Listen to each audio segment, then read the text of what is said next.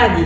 Organisasi perusahaan yang berorientasi bisnis tentu saja memiliki tujuan untuk memperoleh profit atau keuntungan dari usaha yang dijalankannya. Untuk sampai pada tujuan tersebut, perusahaan perlu melakukan proses manajerial, yakni dengan melakukan perencanaan dan decision making, organizing, leading, dan controlling terhadap seluruh sumber daya yang dimilikinya secara efektif dan efisien.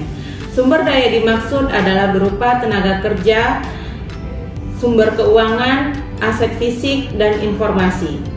Salah satu proses manajerial yang menurut saya penting dalam menentukan langkah organisasi berikutnya adalah perencanaan. Dalam hal ini, penyusunan budgeting atau anggaran. Kegunaan anggaran penting untuk menyelaraskan strategi, merupakan bagian dari pertanggungjawaban dan juga sebagai dasar evaluasi kinerja perusahaan.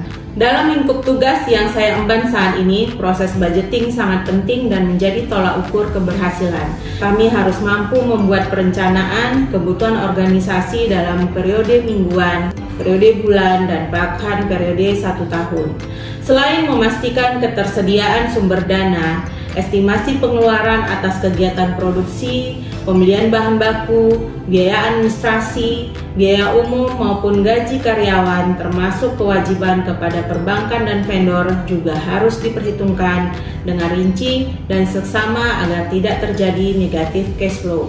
Dalam lingkungan bisnis yang bersifat tidak pasti, misalnya kenaikan harga pembelian bahan baku TBS akibat fluktuasi harga jual CPO harian di pasar komoditi, yang mengakibatkan terjadinya over budget atas alokasi dana yang dianggarkan.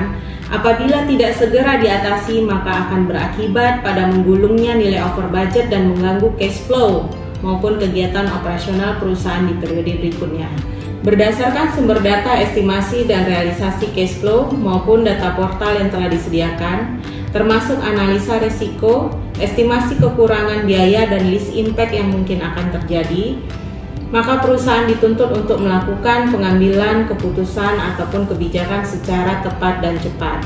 Salah satunya melakukan pengajuan permohonan fleksibilitas dropping dana serta melakukan pengeluaran berdasarkan skala prioritas sesuai kecukupan dana yang ada.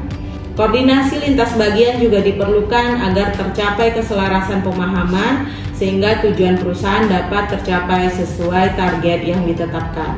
Demikian yang dapat saya sampaikan. Terima kasih, salam sehat, salam sukses, PT PN Jaya.